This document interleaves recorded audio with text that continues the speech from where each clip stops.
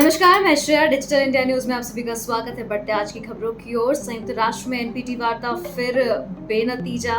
Iran ने America पर लगाया समझौता विफल करने का आरोप। संयुक्त राष्ट्र में परमाणु अप्रसार संधि को लेकर हुई तीसरे दौर की समीक्षा वार्ता बिना किसी अंतिम समझौते के समाप्त हो गई। इसके बाद ईरान ने अमेरिका और उसके सहयोगी देशों पर अरंगा डालने का आरोप लगाया। ईरान ने कहा कि अमेरिकी दबाव और अत्यधिक मांगों की वजह से यह महत्वपूर्ण वैश्विक सम्मेलन लगातार तीसरी बार किसी अंतिम दस्तावेज को अपनाने में विफल रहा है।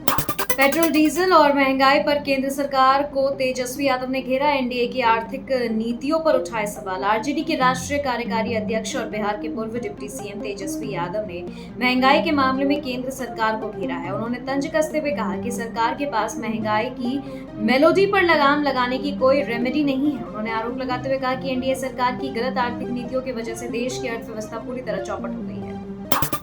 सोशल मीडिया पर वायरल कॉकरोच जनता पार्टी को लेकर बीजेपी का बड़ा दावा। राजीव चंद्रशेखर बोले, देश को अस्थिर करने की साजिश। भारतीय जनता पार्टी की केरल यूनिट के अध्यक्ष राजीव चंद्रशेखर ने शनिवार को सोशल मीडिया पर तेजी से वायरल हुए कॉकरोच जनता पार्टी अकाउंट को लेकर बड़ा आरोप लगाया। उन्होंने कहा कि यह सिर्फ एक मजाक या सोशल मीडिया ट्रेंड नहीं है, बल्कि भारत को अस्थिर करने और प्रधानमंत्री नरेंद्र मोदी की सरकार को निशाना बनाने के लिए चलाया जा रहा है एक संगठित अभियान हो सकता है।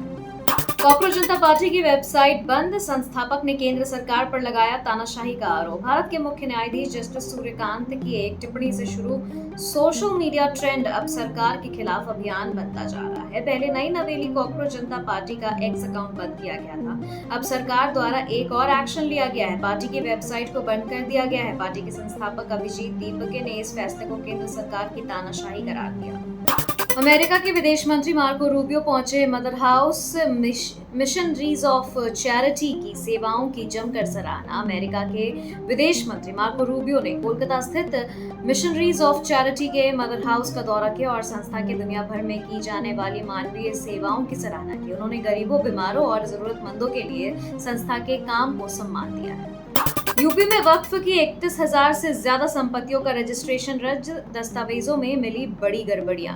उत्तर प्रदेश में वक्फ की संपत्तियों को लेकर बड़ी खबर सामने आई है। खबर के मुताबिक उम्मीद पोर्टल पर वक्फ की 31,000 से ज्यादा संपत्तियों का रजिस्ट्रेशन रद्द कर दिया गया है। इन संपत्तियों के दस्तावेजों में मिली खामियों और तकनीकी त्रुटियों के बाद ये कार्रवाई की गई है। हरभजन सिंह के आरोपों पर आपका पलटवार। सौरभ भारद्वाज बोले, बताए पैसे किसे दिए। आम आदमी पार्टी के वरिष्ठ नेता और विधायक सौरभ भारद्वाज ने पूर्व क्रिकेटर और राज्यसभा सांसद हरभजन सिंह के आरोपों पर पलटवार किया। उन्होंने कहा है कि अगर हरभजन सिंह ने राज्यसभा में जाने के लिए पैसे दिए थे तो बताए किसे दिए और कब दिए।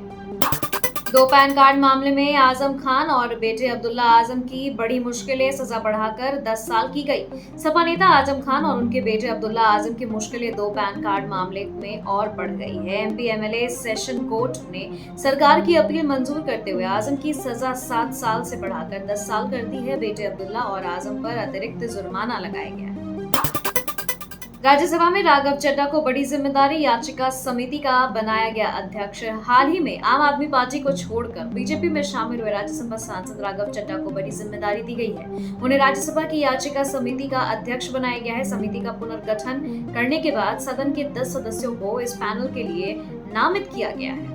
सॉल्ट लेक स्टेडियम के बाहर लगी मूर्ति हटाई गई। शुभेंदु सरकार के मंत्री ने बताया बेतुकी बनावट। ममता बनर्जी को सत्ता से बेदखल कर सरकार बनाने वाली शुभेंदु सरकार लगातार बड़े फैसले ले रही है। इसी क्रम में आपको बता दें कि पश्चिम बंगाल में शनिवार को ममता के कार्यकाल के बनी एक स्टैचू को हटा दिया गया है। जी हाँ, यह स्टैचू सॉल्ट लेक स्टेडियम के बाहर बनाया गया था। खेल मंत्री निशिथ प्रामाणिक ने इसे बदसूरत और अर्थहीन बनावट बताते हुए हटाने की बात कही थी। खबरों के सिलसिलों में फिलहाल इतना ही। बने रहे डिजिटल इंडिया न्यूज के साथ। नमस्कार।